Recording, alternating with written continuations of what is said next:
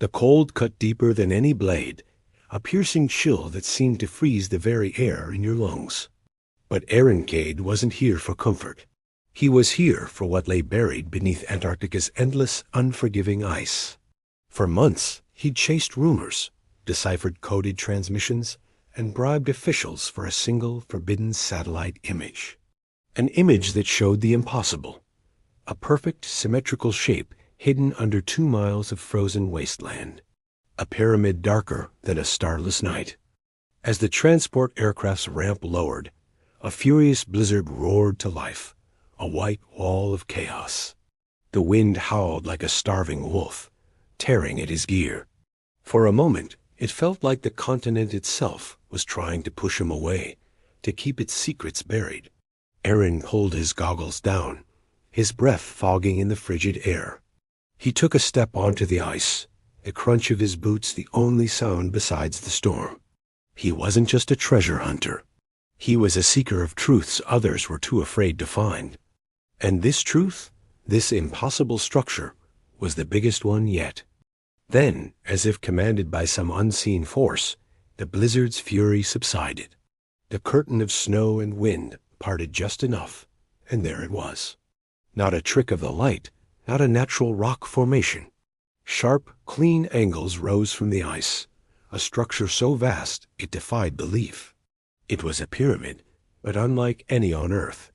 Its surface was made of a jet-black, obsidian-like stone that seemed to drink the pale Antarctic light, reflecting nothing.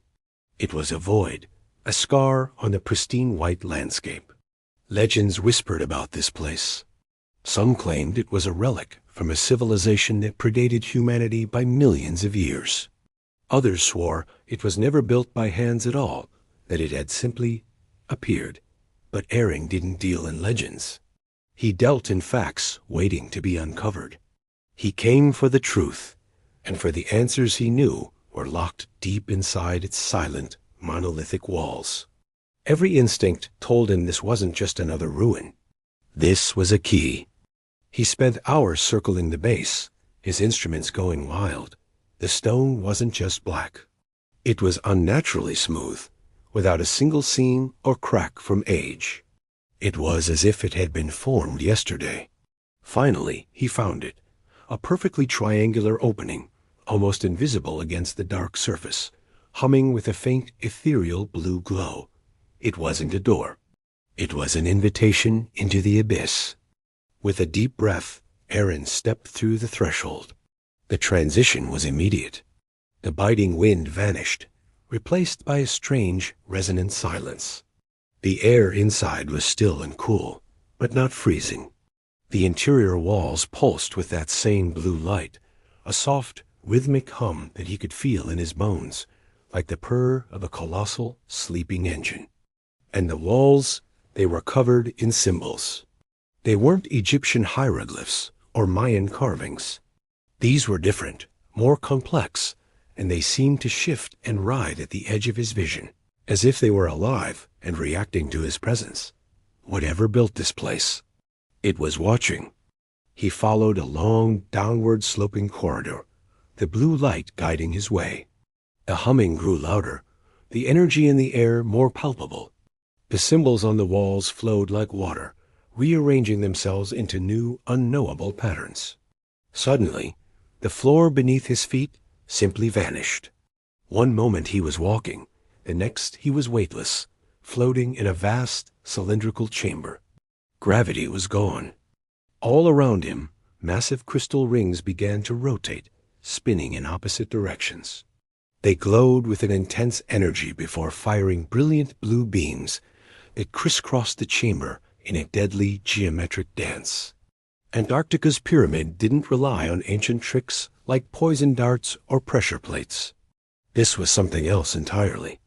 This was advanced alien. The beams moved with impossible speed and precision. One wrong move, one moment of hesitation, and they would slice clean through his suit and through him without a second thought. Arin twisted in the zero-gravity environment, using his magnetic boots to latch onto a non-conductive surface, narrowly dodging a volley of energy pulses. He had to be smarter, faster. He analyzed their pattern, the rhythm of the rotating rings.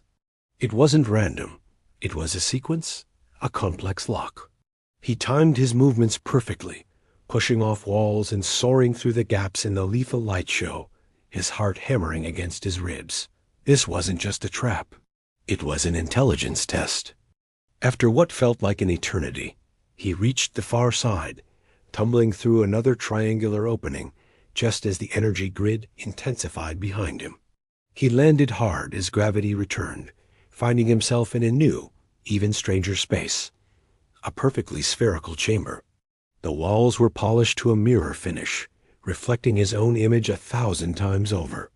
He called out, "Hello?" And the word echoed, but not in the way he expected. The room took his voice, twisted it, and threw it back at him, not as a sound, but as a thought, a feeling. Illusions swirled around him, ghosts of his past adventures. He saw the shimmering towers of Atlantis, the shifting sands of Shambhala, faces of allies and enemies.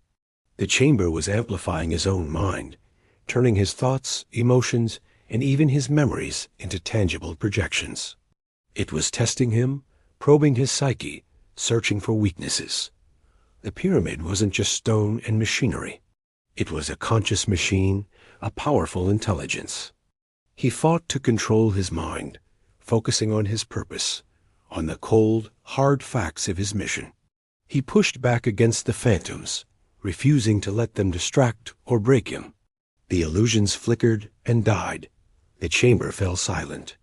A new doorway opened. But what waited on the other side was no illusion.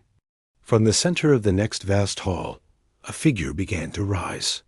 It was immense, a towering biomechanical guardian, its form a terrifying fusion of gleaming metal and what looked like fossilized bone. Blue circuitry pulsed across its armor, mirroring the light from the pyramid's walls. Its head, a mess of interlocking plates and glowing optics, swiveled to fixate on him. With a roar that wasn't sound, but a physical shockwave that shook the very foundations of the chamber, the Guardian activated. Forged from technology and ritual, metal and bone, this was the Sentinel. This was what protected the pyramid's core. The Guardian raised a massive arm, which transformed into an energy cannon and fired a devastating blast. Arin dove behind a stone pillar, which disintegrated into dust on impact. There was no outrunning it, no hiding from it. He had to think. He remembered another artifact, another impossible piece of technology from a forgotten world. Reaching into his pack, he pulled out a shard of shimmering, crystalline material, a relic he'd recovered from the ruins of Atlantis. As the Guardian prepared another shot, Arin held up the shard. It began to pulse with a familiar power, resonating with the pyramid's energy. He braced himself. The Guardian fired. The shard from Atlantis absorbed the full force of the energy blast, glowing white-hot in his hand. But it didn't break. Instead, it drank the power, contained it, and then, with a flick of Arin's wrist, unleashed it back at the Guardian in a concentrated, blinding beam. The construct staggered, overwhelmed by its own power. Its systems overloaded in a cascade of sparks and light before it collapsed into a heap of smoldering, inert material. The path was clear. Arin stepped over the wreckage and entered the heart of the pyramid. The final chamber was a cathedral of information. There was no throne, no treasure chest. Instead, the room was filled with floating, holographic symbols, a library of light.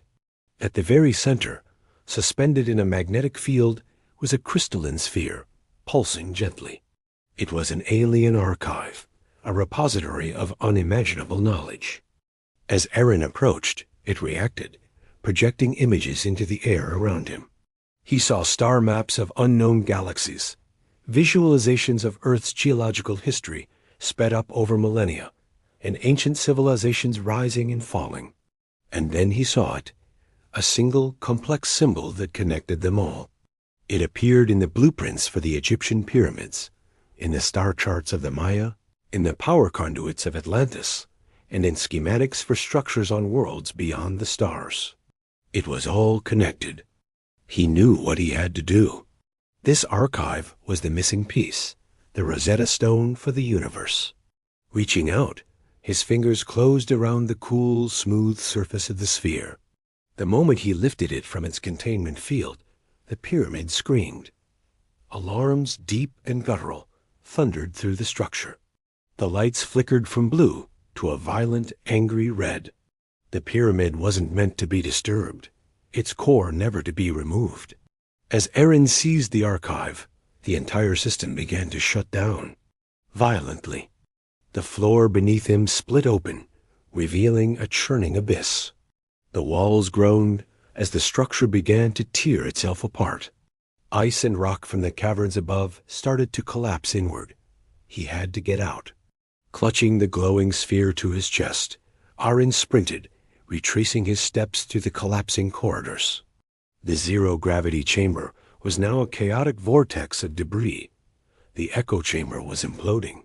He ran, fueled by pure adrenaline, as the triangular entrance, his only way out, began to shrink, the massive stone door grinding shut.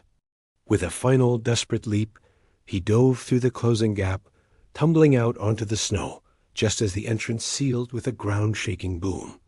And then, silence. Buried once more beneath tons of ice and the eternal quiet of Antarctica, the Black Pyramid vanished as if it had never been. The storm had passed, leaving only the endless white expanse.